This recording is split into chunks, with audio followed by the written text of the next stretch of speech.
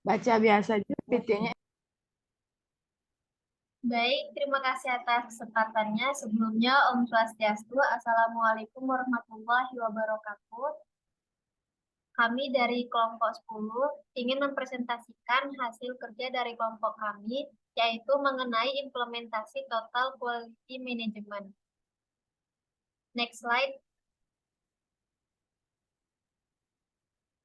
Namun sebelum kami memulai untuk presentasi, izinkan saya untuk terlebih dahulu memperkenalkan anggota kelompok kami. Untuk yang pertama yaitu ada KD Eri Manda Satrini dengan NIM 2017051017, dan yang kedua ada Nilu Putunila Pramini dengan NIM 2017051027, dan yang terakhir ada saya sendiri, Bella Yasinta Usman dengan NIM 2015091054.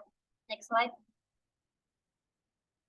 Baik, untuk pembahasan kita kali ini yaitu ada beberapa pembahasan yang akan kita bahas. Yang pertama itu ada pengertian dari TQM, kemudian persyaratan implementasian TQM, prosedur implementasian TQM, manfaat implementasi TQM, pendekatan yang harus dihindari, hambatan, dan kendala implementasi TQM. Next. Yang pertama yaitu ada pengertian TQM. Pengertian TQM yaitu pendekatan manajemen pada suatu organisasi, berfokus pada kualitas dan didasarkan atas partisipasi dari keseluruhan sumber daya manusia dan ditujukan pada kesuksesan jangka panjang melalui kepuasan pelanggan dan dapat memberikan manfaat. TQM merupakan suatu pendekatan untuk meningkatkan daya saing, efisiensi, dan fleksibilitas untuk seluruh organisasi. Next. Adapun yang berikutnya yaitu persyaratan implementasian TQM.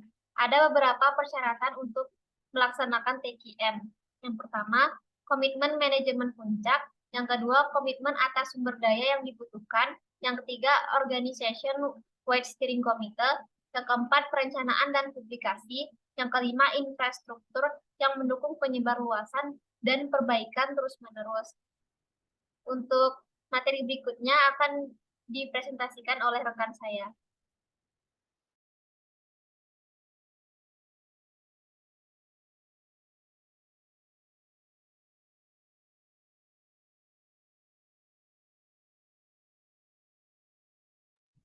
Baik, terima kasih atas waktunya. Di sini saya akan melanjutkan presentasi yaitu menjelaskan prosedur implementation TQM.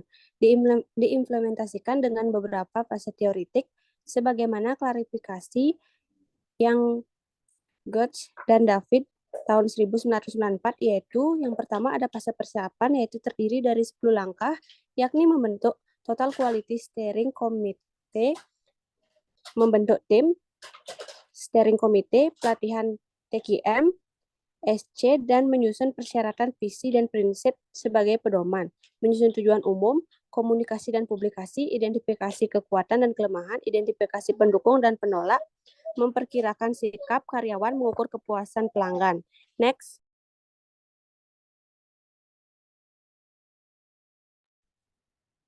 Selanjutnya itu yang kedua ada fase perencanaan terdiri dari 4 langkah, yakni merencanakan pendekatan implementasi, identifikasi proyek, komposisi tim, dan pelatihan tim. Dan yang ketiga, fase pelaksanaan, di mana di sini terdiri dari 4 langkah, yakni penggiatan tim, umpan balik kepada steering komite, umpan balik dari karyawan, dan memodifikasi infrastruktur. Next. Yaitu manfaat implementasi TQM. Manfaat implementasi TQM bagi pelanggan adalah yang pertama ada sedikit atau bahkan tidak memiliki masalah dengan produk atau pelayanan. Yang kedua, kepedulian terhadap pelanggan lebih baik atau pelanggan lebih diperhatikan. Dan yang ketiga, ada kepuasan pelanggan yang terjamin. Next.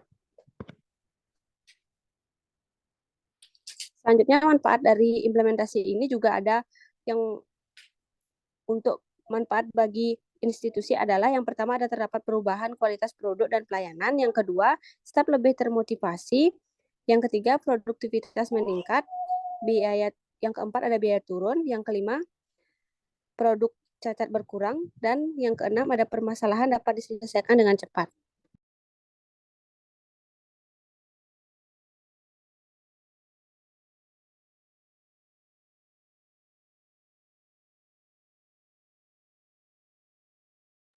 Baik, untuk yang berikutnya akan dijelaskan oleh Dila.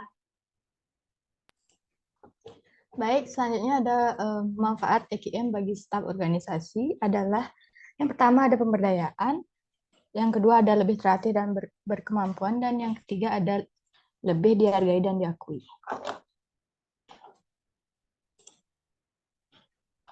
Lalu ada pun manfaat lain dari implementasi TKM yang mungkin dapat dirasakan oleh institusi di masa yang akan datang. Yang pertama ada membuat institusi sebagai pemimpin atau leader dan bukan hanya sekedar pengikut atau follower.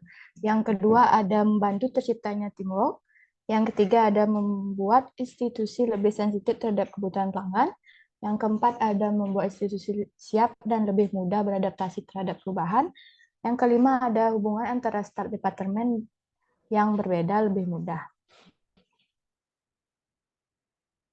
Lalu materi selanjutnya ada pendekatan implementasi TKM.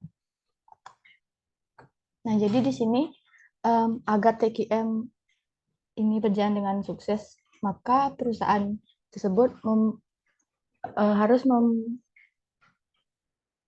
mengetahui beberapa pendekatan implementasi TKM yang harus dihindari menurut Fandi, yaitu sebagai berikut. Yang pertama, jangan melatih semua karyawan sekaligus. Yang kedua, ada jangan tergesa-gesa menerapkan TKM dengan melibatkan terlalu banyak orang dalam satu tim. Yang ketiga, ada implementasi TKM tidak boleh didelegasikan. Dan yang keempat, jangan membuat implementasi bila manajemen belum benar-benar siap.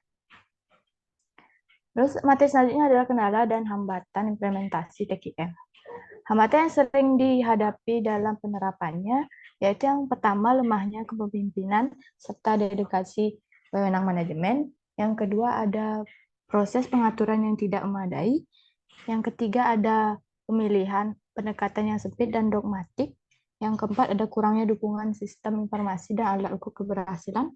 Yang kelima, ada kurangnya pengetahuan yang memadai. Dan yang keenam, ada budaya organisasi kurang mendukung implementasi TKM. Nah, jadi keberhasilan TKM ini dapat dilihat dari beberapa aspek, yaitu sebagai berikut. Yang pertama adalah sasaran dan tujuan yang jelas. Yang kedua ada dukungan dan kepercayaan. Yang ketiga ada kerjasama kelompok. Yang keempat ada teknik pengambilan keputusan. Yang kelima ada kepemimpinan kelompok yang baik. Yang keenam ada mengutamakan kebersamaan. Yang ketujuh ada kondisi hubungan antar kelompok. Dan yang kedelapan ada kesempatan mengadakan perkembangan. Baik, waktu akan saya serahkan kepada moderator.